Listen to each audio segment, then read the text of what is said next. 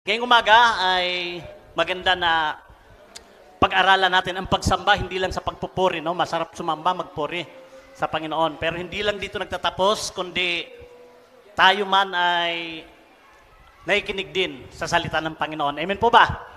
Praise God, salamat at nakikita ko yung mga tatay na mga nakangiti at yung mga bata nandoon. Praise God, salamat sa ating Panginoong Diyos. So nawa, dahil wala po akong pointer, ay pakisundan na lang. May mga tanong ako para mabilis po tayo. May mga tatlo akong gustong tanong na makita. Una, para matingnan natin. Tingnan po natin to. Ito ay tanong para sa sarili natin. Nasa tama ba ang aking pamumuhay? Okay? So, maganda kasi baliwala ang lahat. Tandaan niyo po ito.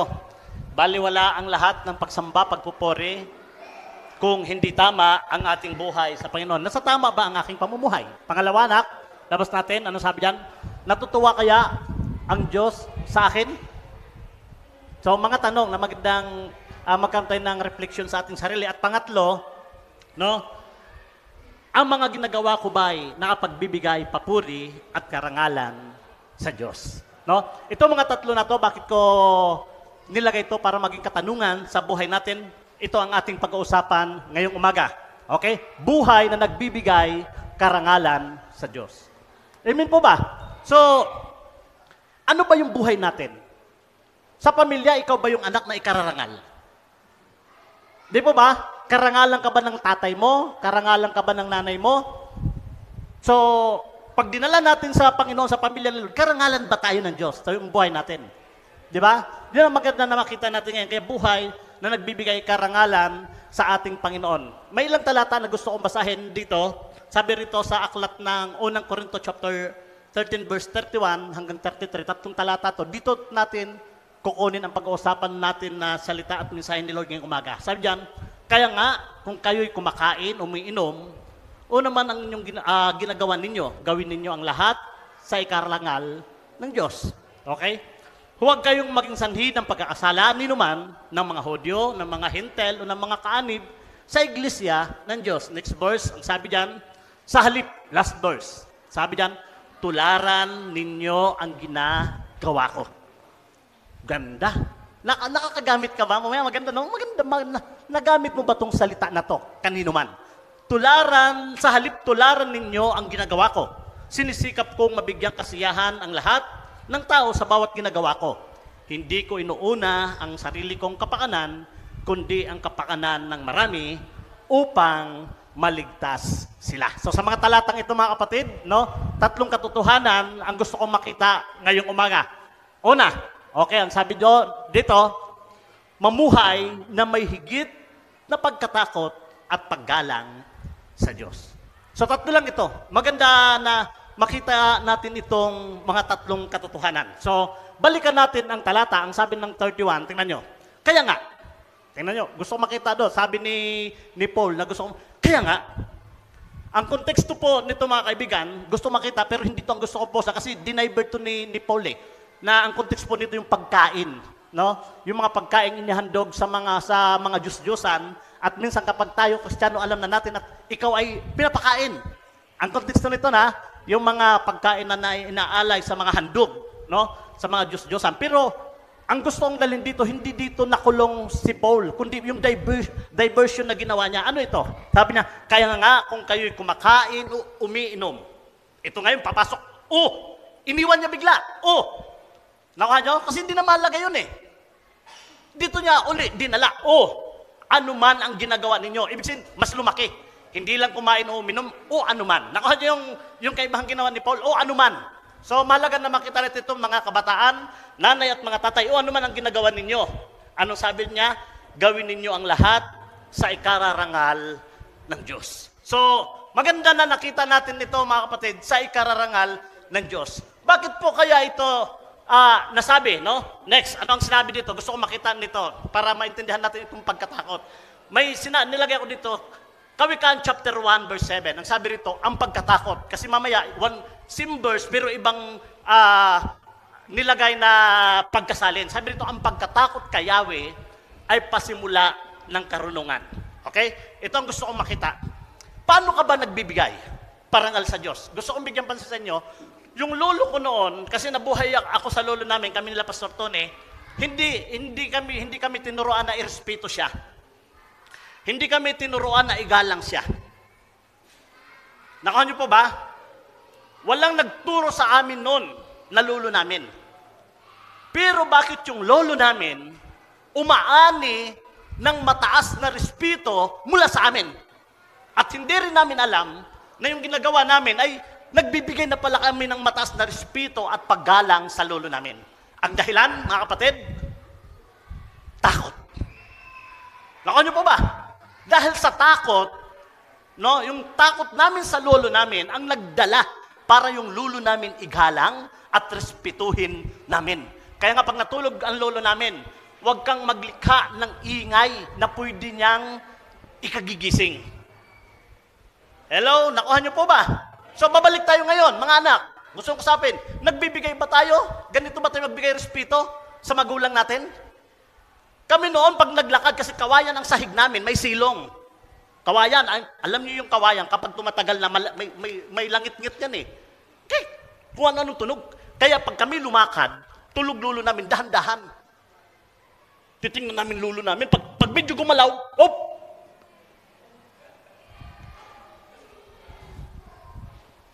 Hello, nakuha niyo po ba? Grabe! Hindi namin alam na yung ginagawa namin, yung ginagawa ko na yon, nagbibigay ako ng mataas na respeto, paggalang sa lulo namin. Bakit po? Sa salitang takot. Mga kapatid, maraming tao na nagsasabing mahal si Lord. Okay? Mahal ang Panginoon, gusto maglingkod kay Lord. Pero kung sa paggalang pa lang hindi maibibigay. Okay po ba? Kung sa paggalang pa lang hindi maibibigay. So, maganda na makita natin ito. Next verse, gusto ko makita natin ito, mga kaibigan. Ay, nakbalik mo muna dun sa... Okay, yung ginamit yung ang pagkatakot kay Yahweh. Next gusto ko makita yung... Ang ginamit naman ito, symbols ang paggalang at pagsunod kay Yahweh. Ang pinagmulan noon, magagawa mo lang talaga na sumunod, no, may paggalang at pagsunod kay Yahweh kung totoong may takot ka sa Kanya. Maniwala kayo sa akin. Amen po ba? Noon, ang mga anak, tingin lang. Nagkakaintindihan na. Ngayon, magkalagutan na ng litid, ayaw ka papakinggan. May respeto, may paggalang. Hello? Hello, mga kabataan. Amen po ba? Kung anong buhay mo sa pamilya mo, kung anong buhay pinapakita natin sa magulang natin, yan ang buhay na nire-represent mo sa Diyos. Kung ang magulang mo nakikita mo, hindi mo kayang irespetuhin at igalang, paano mo irespeto ang Diyos? Hindi mo nakikita. Hello? Nakuha niyo po ba? Paano mo respeto? Hindi mo nakikita ang Diyos. Paano mo marirespeto yon? Ay, yung tatay mo, di mo magalang. Ang nanay mo, di mo magalang. Tapos ito ngayon, sabihin mo, ginagalang ko ang Diyos. Kalukuhan yan. Amen po ba? Kapatid, nabibigay namin yung kasi bakit po? May totoong takot. Hello? Amen po ba? May totoong takot. So, mga kapatid, gusto kong bigyan ng salita. Neto, gusto kong bigyan pansin ito. No? Ang sabi ni Yahweh, tingnan nyo. Pinagsabihan ni Yahweh ang mga... Pinagsabihan ni Yahweh, pwede ay ganito, tingnan natin kung tinak ito, ha? Okay lang ba? Ay, yon. Pinagsabihan ni Yahweh na makapangyarihan sa lahat ang mga saserdote. Sabi niya, lumalapastangan sa kanyang pangalan. Tingnan niyo po, ha? Para makita niyo. Pinararangalan ng anak ang kanyang ama at ng alipin ang kanyang Panginoon. Ano sabi ni Yahweh? Kung ako ang inyong ama. Sino laging tumatawag sa Diyos na siya ang ating ama? Parang mahina na. Sino tumatawag si Lord na siya ang ating ama? Oh, ito. Sabi ni Yahweh, tingnan nyo ha. Sabi niya, kung ako ang inyong, sabi niya rito, kung ako ang inyong ama, bakit hindi ninyo ako iginagalang? Nakuha niyo po ba? Kaya nga po ako, no? Pag ako ay, alam ko, pag ako dumalo sa simbahan, ako'y nasa loob ng simbahan, alam ko, magwo-worship ako at alam ko, makikinig ako sa salita ng Diyos sa pamagitan ng pastor. Kaya wag na wag, ayaw na ayaw kong tumabi sa mga tao na inaagaw yung pakikinig ko na dapat nakikinig ako sa salita ng Diyos, gusto nung katabi niya, siya ang pakinggan ko. Hello? Nakuha niyo po ba? Kaya ka narito, hindi lang magpurit sumamba, kundi makinig. Huwag mong kausapin kasi, ano ka, karibal ka ng Diyos? Hello, amen po ba? Gusto mo bang karibal ka ni Lord? Kinakausap ni Lord yung katabi mo, ikaw naman kinakausap mo. Hindi mo ba hello, nakanyo pa ba? Kinakausap ni Lord yung katabi mo, tapos kakausapin mo rin? Ano, karibal ka ba ni Lord? O kakampi ka ni Lord? Amen po ba? Yun ang gusto kong makita natin para makita na magiging mabuti, nagbibigay karangalan ang buhay natin sa Panginoon. Tuloy ko, sabi niya rito, kung ako ang inyong Panginoon. Ano sabi niyan? Bakit hindi ninyo ako pinaparangalan? Mga kaibigan, mga kapatid, hindi nagtatapos sa praise the Lord, hallelujah lamang ang buhay. Ang pagbibigay parangal sa Diyos kung paano ka namuhay. Palakpakan natin ang Panginoon. Amen? Kung paano tayo namuhay. So gusto ko makita natin, mga kaibigan, ang mga bagay na ito. Pakilabas na, no? Ang taong walang takot at paggalang sa Diyos, para mabilis makita natin, ang kabaliktaran. Nakapakibalik ulit. Ang kabaliktaran nito ay paglapastangan sa Diyos. Kalapastangan pala yan. Okay? Pinag-aralan ko ang salitang kalapastanganan. Pakilabas na. Ano ang sabi dito? No, para maunawa natin. Mabigat ba to? Tingnan natin. Ang paglapastangan sa Diyos ay itinuturing na isang malubhang kasalanan. Gusto kong makita to. Sasabihin mo, mabuti naman ako. Wala naman akong inaargabyado. Namuhay naman ako ng tama. Amen po ba? Pero yung palang hindi mo pagbigay galang sa Diyos, hindi mo nirespeto ang Panginoon dahil sa lifestyle na buhay mo, hindi mo inaayos, kalapastangan sa Diyos. At yan po, ang sabi dyan, ang kalapastanganan ay tinuturing na isang malubhang kasalanan. Hello, nakanyo po ba? Nakakagawa tayo ng kasalanan. Sa maraming reliyon, sabi dito, kabilang ang mga Kristyanismo, Judaismo, relihiyon ng Hudyo at Islam. Ito ay pagpapakita bilang isang pag-atake. Okay? Inaatake mo. Nilalabag mo, kinukontra mo ang dignidad at kabanalan ng Diyos. Okay? So, makita natin ito. Next, anong sabi dyan? Ang paglapastangan sa Diyos ay tumutukoy saan? Salita o sa gawa.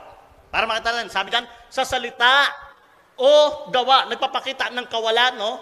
Ito ay nagpapakita ng kawalan ng respeto, paghamak o pag-alipusta sa Diyos. Nawa po ngayong umaga, mga kapatid, no? Gusto kong sabihin sa atin, nawa, irespeto natin, huwag nating hamakin o alipustahin ang Panginoon sa ating mga buhay. Amen po ba? Maging disiplinadong Kristiyano. Amen? Mga disiplinadong Kristiyano. Okay? So, gusto ko makita natin dito ang mga ilang halimbawa ng paglapastangan sa Diyos. Tingnan niyo po, anong sabi dyan? Halimbawa, ang pagsasabi nang wala akong pakialam sa Diyos. Sa salita, sasabihin mo, Pastor, hindi ko inalipusta ang Diyos. Kasi bakit? Hindi ko nilapastangan ang Diyos kasi hindi naman ako nagsasabi na wala akong pakialam sa Diyos. Yes, hindi mo nga sinabi na wala kang pakialam sa Diyos. Pero kung mamumuhay ka na walang pakialam ang Diyos. Hindi niyo po ba alam, ang taong hindi nagpipray, ang taong ayaw tumawag manalangin sa Diyos sa kanyang buhay, ay kalapastangan sa Diyos. Para mong sinasabing, hindi ko rin kailangan ng Diyos. Hindi mo nga sinabi, pero ginagawa mo na. Kaya nga sinabi ko, ang paglapastangan na hindi lang sa pagpapakita sa salita, maging sa gawa. Kaya dapat maunawaan ito ng Kristiyano, sinasabi natin, hindi ko sinasabi, kailangan ko si Lord. Kailangan pala. Ay bakit? Kung mabuhay ka, hindi ka nagpe-pray. Hindi ka tatawag kay Lord. Amen po ba? Kalapastanganan sa Diyos. Sabi pa ng mga maririnig mo sa mga magulang, malaki na buto mo, no? Malaki na buto mo. Ha? Sail ka na? Lumalabas na yung ayaw na magpasakop sa Diyos. So mga kaibigan, pangalawa, anong sabi diyan? Paggamit ng mga salitang mapanghamak sa mga bagay na sagrado. Malawak yan. Hahaba kapag dinitalye ko, pero bigyan ko kayo ng idea. Dito, may tiyuhin ako sa probinsya noon, ang pastor namin noon, si Pastor Navales. Second batch po kami, ni Pastor kasi sa kabataan noon, sila Pastor Tony ang first batch. Nung matapos sila, si Pastor Tony nasa Manila, kami naman ang second batch. Ayan, kabatch ko na yan sila, Ginny. May tiyuhin kami, galit sa kay Pastor Navales. Anong lagi niyang sinasabi? Pag nalasing yon. Kilala niyo si Pastor Navales? Pastor natin, Joshua 13, Kabuko. Okay? Matanda na, 70 plus na. Pero noon, ang edad noon ni Pastor, siguro mga nasa 30 plus lang. Mga ganon, 30 plus. Kabataan pa ni Pastor. Sabi ng tsuhing ko, mamatay na si Kristo, wag lang ako. Pagpapakita, para maunawaan nyo ha, paggamit ng mga salitang mapanghamak sa mga bagay na sagrado, banal ang Diyos eh. Hinahamak mo. Sabi na lagi, pag nalasing, mamatay na si Kristo, wag lang ako. Ay, ang awit namin noon. Ewan ko, bakit di na inaawit ngayon? Alive, alive, alive forevermore. My Jesus is alive. Sisigaw yun, mamatay na si Kristo, wag lang ako. Kita nyo na, isang araw ay yung tsuhing ko nagpapaputok yun. Dynamite sa dagat. Yung pinapaputokan ng isda sa dagat, isang araw po, itatapon na lang yung paputok. Hindi na itapon, pumutok, hawak-hawak.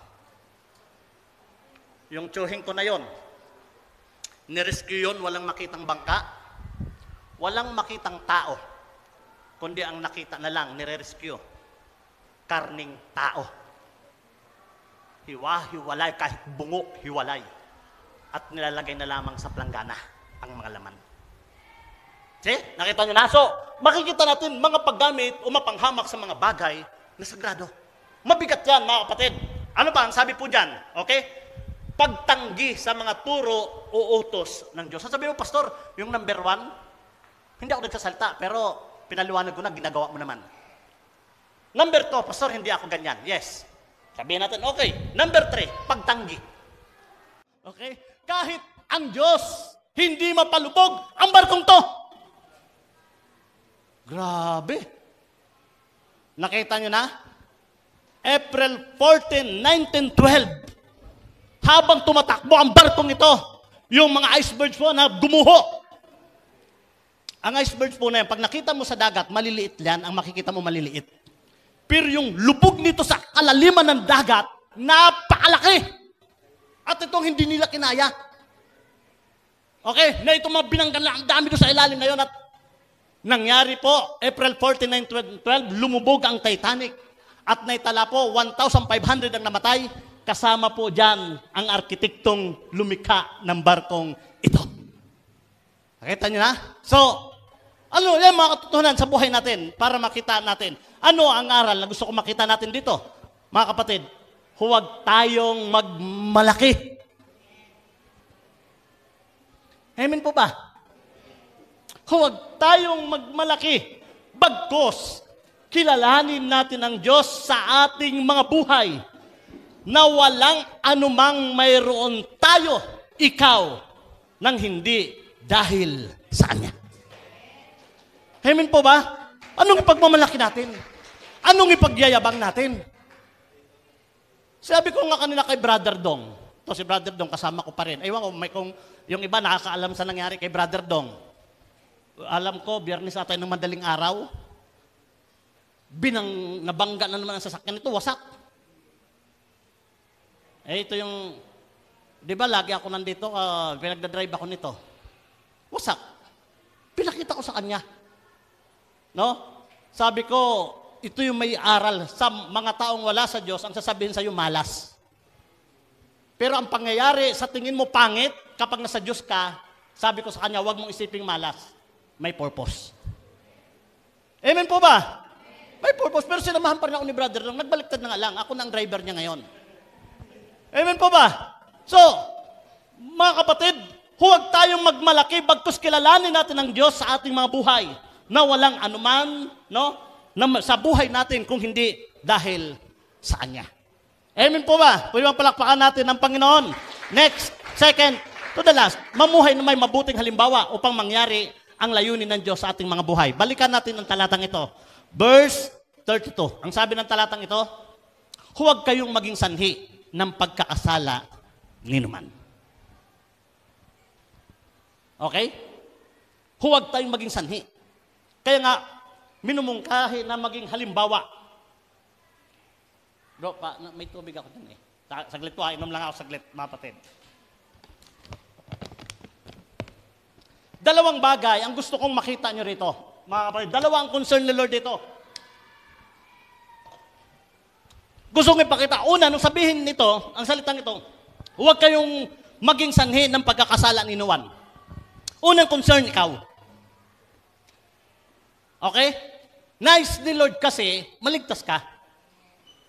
Pangalawang concern dito, gusto kong sabihin sa atin, hindi lang ikaw na nakaupo dyan, mga kapatid, hindi lang ikaw ang pinagmalasakitan ng Diyos. Tandaan mo yan, hindi lang si Lord napako sa krus ng Kalbaryo, hindi lang naghirap at namatay nang dahil sa iyo. Concern din ng Panginoon sa maraming mga tao na hindi natin kasama sa lugar na to. Palakpakan natin ang Panginoon. Amen po ba? Kaya nga sinabi na, huwag kayong maging sanhi ng pagkakasala ninuman ng mga Hudyo, ng mga Hentel, o ng mga kaanib sa iglesia ng Diyos. Okay, next. Anong sabi dyan? No? Tingnan nyo po ang isang pinakita rito. Halimbawa, may anong problema at suliranin natin. Kung ang kanang mata mo ay naging sanhi ng iyong pagkakasala, dukitin mo ito at itapon. Mabigat yan. Kasala mata mo. Dukitin at itapon. Next. Anong sabi? Para mabilis tayo. Next na. Anong sabi? Verse 30. Anong sabi dyan? Kung ang iyong kanang kamay naman ay naging sanhi ng iyong pagkakasala, putulin mo ito at itapon. Mabuti pang mawalan ka ng isang bahagi ng iyong katawan kaysa buong katawan ang itapon sa impyerno. Sabi ng ihang sa kapatid, naniniwala ako dyan, pastor. Dapat talaga dukutin yan at itapon. Dapat talaga pinuputol yung kamay na yan at itapon. Ginawa niya literal kasi bakit po? Pagdating naman sa langit, ang lahat ng bulag may mata. Ang lahat ng mga putol may kamay. Ang lahat ng mga kalbo may buhok. Di ba ba? Amen. Yun. Pumalakpak kayo. Kasi pag di kayo pumalakpak, naku mo, nasaan na si brother, Sister Marisa? Ay, wala si bro eh. Ba't bro nandiyan ka sa malayo? Mga, di ba? Pagdating sa langit bro, wag ka malungkot. Pinakamaganda buhok natin. Hindi gamit na gamit dito eh. Okay? So, literal niya. Anong ibig sabihin yan? Halimbawa lang yan. Hinahalimbawa lang yan na pinapakita anumang bahagi ng katawan mo na pinagmumulan ng kasalanan, dapat itigil mo ito. Kasi ang punto dito, ang ginagawa ng bahagi ng iyong katawan na pagkakamali, lahat ng bahagi ng iyong katawan o buong katawan mo ang magbabayad nito. Amen po ba? Halimbawa yung dila mo. Maliit na bahagi, tago na tagong bahagi. Di ba nakatago ang dila? Pero grabe ka naman makasira sa buhay ng tao. Kaya nga itinago yan eh. Amen po ba? Kaya itinago, grabe ho. Grabe ka kung makasakit sa tao. Grabe ka kung sumira sa buhay ng tao. Yung dila na yan. Amen po ba? Ay kung ililiteral na, akin na dukutin natin yung dila mo, putulin natin. Kasi, nakuha niyo po ba? Ano mang sangkap ng katawan natin, huwag pagmumulan ng pagkakasala. Kasi bakit po? Buong buhay natin, bahagi ng katawan natin, magbabayad, pinsala. Amen po ba? So, next, anak, anong sabi dyan? Alam natin sa lahat ng bagay, ang Diyos ay gumagawa kasama ang mga nagmamahal sa Kanya. Gusto ko pong sabihin mga kapatid, no?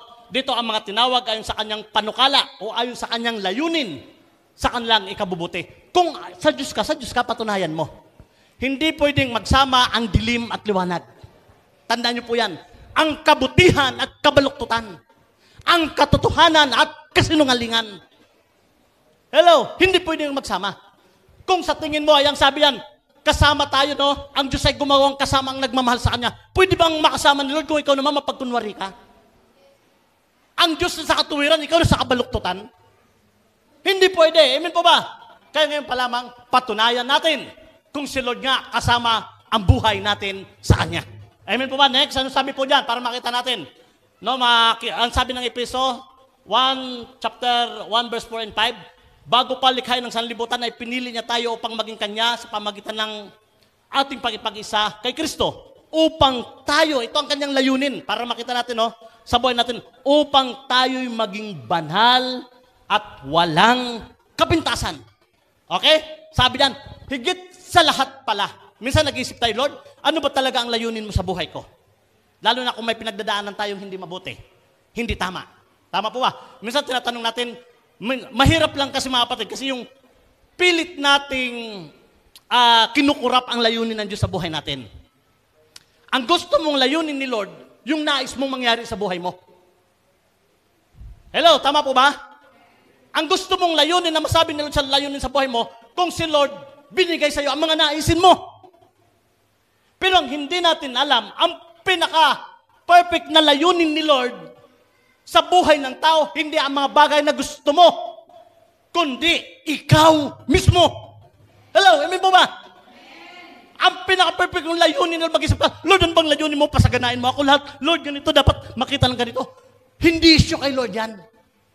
Kasi ang pinaka-gusto po ni Lord, ang puso ng Panginoon sa kanyang layunin, ikaw mismo, hindi yung mga bagay na gusto mo. Kasi kapag ikaw ay naging tama kay Lord, hindi mahirap ang mga bagay na naisin mo. Palakpakan natin ang Panginoon. Anong gusto niya? Tingnan nyo, ano lang yan? Maging banal at walang kapintasan. Kaibigan kapatid, gusto kong sabihin sa inyo, ito ang pinaka-gustong sabihin ni Lord. Anak, ayusin mo buhay mo. Gusto kong ayusin mo buhay mo kasi tinawag kita para sa langit eh. Sabi ng mga ilang tao na hindi mabago ang buhay, binabago ang explanation ng salita ni Lord. Sa langit lang yan, pastor. Magiging banal lang tayo sa langit. Sa lupa, hindi tayo magiging banal. Hindi totoo yan. Hindi iuutos sa atin to kung hindi natin kayang gawin. Amen po ba? Ang totoo ang nasa langit ay mga banal. Mga walang kapintasan. Pero gusto kong makita mo to. Hindi sila nilagay sa langit para gawing banal. Hindi sila nakapasok sa langit para gawing walang kapintasan. Kundi pinanday ang buhay nila at inayos sa mundo habang ikay nabubuhay. Amen po ba? Kaya ka pumasok sa langit dahil sa mundong ito, inayos mo ang buhay mo. Amen po ba? Inayos natin, kaya pinanday tayo itong nais na maging banal at walang kapintasan. Sa harap niya, dahil sa pag-ibig ng Diyos, pinili tayo upang maging ano daw? No? Anong purpose? Anak. Kaya yung makakasama, yung kasama yung mga nagmamahal. Kasi banal at walang kapintasan, kaya pinili niya tayo upang maging anak niya sa pamagitan ni Jesucristo. Ayon sa kanyang, ano na sabi? Layunin at kalooban. Kaibigan kapatid, ang pinaka-ultimatum na layunin ni Lord sa mundong ito at kalooban, ikaw mismo, ang buhay mo na binago at pinaglilingkod sa Kanya. Palakpakan natin ang Panginoon. Amen po ba? Kapag nagawa mo yan, to be follow ang lahat ng bagay na naisin mo, i-add na lang ni Lord. Amen po ba? Ibibigay na lang yan ng Panginoon sa ating mabuhay. Next, mga kapatid, no? Anong aral dyan? Ayusin natin ang ating mga buhay. Dahil nais ng Diyos, maligtas sila na kasama ka. Pinapalakpan natin ng Panginoon. Kaya huwag tayong maging sanay ng pagkakasala. Alam niyo po, kung ito ang magiging buhay natin, sasabihin ni Lord, maraming maliligtas. Sa Jisowa, Pasong Kawayan. Naging tama na ako ha, Pasong Kawayan. Okay? So, amen po ba? Kaya mahirap, sabihin natin, ang hirap mag-soul winning. Kasi hindi natin binayos sa buhay natin eh. Amen po ba? Sabihin, kakain mo ako eh. Parehas lang naman tayo. Di ba nakakaya yun? Kakain mo ako eh, pareho lang naman tayo. Walang nabago. Hello, tama po ba? Pero kung maging tama ang buhay natin, kaya yan ang sabi, maging halimbawa tayo. Kasi gusto kong sabihin sa ating mga kapatid, hindi lang ikaw ang concern ni Lord na iligtas, kundi ang maraming tao. At nais niya, maligtas sila na dapat kasama ka. Palakpakan natin ang Panginoon. Amen. And last, okay? Mamuhay na may pusong pagsisikap, no? Pagmamalasakit at pagkalinga para sa kapakanan ng iyong kapwa. Okay? Gusto kong makita mo na itong response ni Paul, pero itong buhay muna ni Jesus. Sabi rito ni Jesus sa aklat ng Matthew chapter 9 verse 36, nang makita niya ang napakaraming tao, nahabag siya sa kanila sapagkat sila litong-lito at hindi alam ang gagawin. Parang mga tupang walang pastol. So ito yung sitwasyon ng Panginoon. Kaya tingnan niyo po itong gawa. Sinabi ni Paul, last verse, balikan natin ang verse 33. Mga kapatid, sa halip. Tingnan niyo sinabi ni Paul, sa halip. Ang tindi nito, tularan ninyo ang ginagawa ko. Tatlong bagay ang gusto ko mapunto rito sa talatang ito, no? Pero basahin ko muna, anong sabi niya dyan? Sinisikap kong mabigyan kasiyahan ng lahat ng tao sa bawat ginagawa ko. Hindi ko inuuna ang sarili kong kapakanan, kundi ang kapakanan ng marami upang maligtas sila. Tularan ninyo ako, sabi niya dyan, Anong gustong ipakita dito ni Paul? 3 pong aral makuha natin dito sa ating pagtatapos. Una, gusto kong makita natin dito. Anong aral na pwedeng pakita sa talatang ito? Mga kaibigan, mga kapatid, okay? Mamuhay ng may pusong pagsisikap na abutin ang iyong kapwa. Hindi mahirap umabot kapag ang buhay natin binagong lubos. Maniwala kayo sa akin. Amen po ba? Ang isda, alam to ng mga mangingisda. Ang mga mangingisda po, sa gabi pag nangisda sila, kung sino yung nagdadala ng uso noon sa probinsya, yung parang mayroong Petromax tawag niyan eh. Petromax, pag may Petromax sa dagat, maliwanag. Yung mga isda, lumalapit doon. Hello, nakano po ba? Alam niyo ng mga mangingisda, kapag ikay nasa liwanag, hindi mahirap ang mga tao lumalapit kusa. Kasi nasa liwanag ka eh. Amen po ba? Mamuhay may pusong pagsisikap na abutin ang iyong kapwa. Balik natin ang talata kasi 3 to. Okay? Ang unang piho, mamuhay ng may pagsisikap. Sabi ni Paul, no? Sabi rito, sa halip tularan ninyo ang aking ginagawa, no? Ang ginagawa ko. Number 1, sa kanyang pagsisikap. Sabi niya dyan, sinisikap kong mabigyan kasiyahan ang lahat ng tao sa bawat ginagawa ko. Mga kaibigan, mga kapatid, intentional. Hindi tayo mangangarap na Lord, iligtas mo ang kaibigan ko, pero wala ka namang ginagawa sa buhay niya. Pinagsikapan mo ba ito? Hello, amen po ba? Kung tayo nangangarap na iligtas ang maraming tao, dumami ang mga maligtas, dadami ang sasamba, magpupuri, magbibigay papuri sa Panginoon sa Jisowa, Pasong Kawayan, intentional pagsikapan ng bawat buhay na binago. Palakpan natin ang Panginoon. Kaya sabi ni Paul, sinisikap kong mabigyan kasiyahan ang lahat ng tao sa bawat ginagawa ko. Kapatid, intentional, gawin mo. Amen po ba? Hindi ito trabaho ng tamad, hindi ka nangangarap dito ng gising. Tinatrabaho po ito. So, next, pangalawang aral, mamuhay ng may pusong balik na mamuhay. Una ho, pagsisikap. Pangalawa na makikita natin sa talata, mamuhay ng may pusong pagmamalasakit para sa kapakanan ng iba. Balik mo anak ang talata. Anong sabi doon sa talata? Hindi ko inuuna ang sarili kong kapakanan. Hello, nako niyo po ba? Kundi ang kapakanan ng marami. Pagmamalasakit. Amen po ba?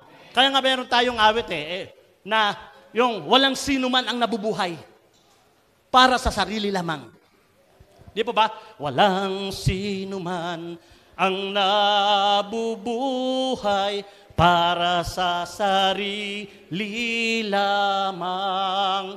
Walang sino man ang namamatay para sa sarili lamang. Next. Kayo, anong kasunod? Tayong yan ay may ayan na, gutan sa, pagmamalasakit, ano sabi ulitin?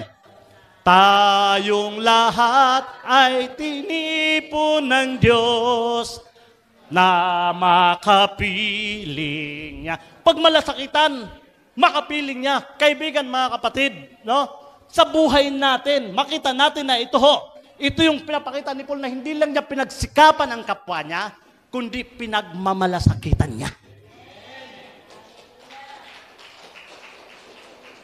Amen po ba? And last, okay? Mamuhay na may pusong pagkalinga. Ito yung sinabi niya, estimula mo na ha? Ito yung sa verse 33 na tularan ninyo ako sa aking pagsisikap, sa aking pagmamalasakit, at sa aking pagkalinga para sa mga palakpakan natin ng Panginoon. Amen po ba? Kaya nga, sabi ni Jesus, no, kay Peter, Pedro, mahal ko ba talaga ako? Yes, Lord, mahal kita. Ay, pakainin mo ng aking tupa. Pedro, mahal mo ba ako talaga ako? Yes, Lord. Alam mo, Lord, mahal kita hanggang nalungkot siya 3 times. Alagaan mo ang aking mga tupa. Anong gusto ipakita rito ni Jesus? No? Ang totoong nagmamahal kay Lord, kumakalinga ng kanyang kapwa. Palakpakan natin ang Panginoon. Hindi pwedeng mabuhay. Kung hindi ka kumakalinga ng iyong kapwa, pangit ka.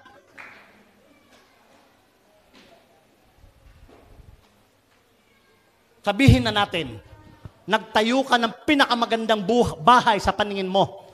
Pero kung wala ka namang kapitbahay na nakakita ng itinayo mong bahay, gusto kong sabihin, pangit ang bahay mo. Walang magsasabi, uy, sister, brother, ang ganda-ganda ng bahay mo. Wala.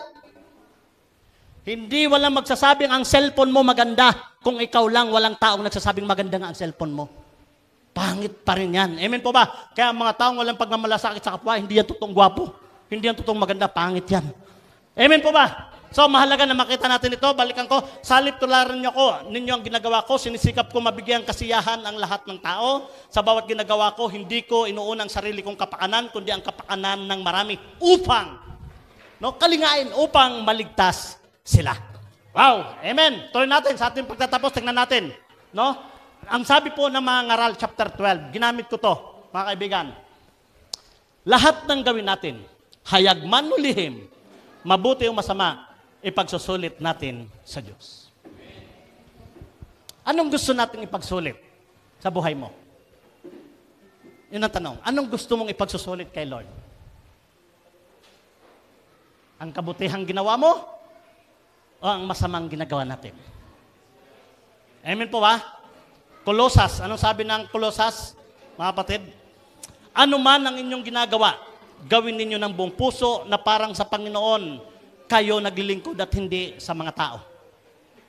Sapagkat si Kristo ang Panginoong pinaglilingkuran ninyo at alalahanin ninyong pagkakalubang kayo ng Panginoon ng gantimpalang inilaan niya para sa inyo. Diyan lang po susunod ang pangarap na ninanais mo. Hello, amen po ba? Diyan lang susunod, unahin mo lang ang Diyos. Ibibigay sa iyo ang gantimpala na kailangan mo. Pwede bang tumayo po tayong lahat? Hallelujah, thank you Lord. Salamat sa salita ng Panginoon. Sige po, palakpakan natin ang Panginoon. Praise God. Salamat sa kanyang salita.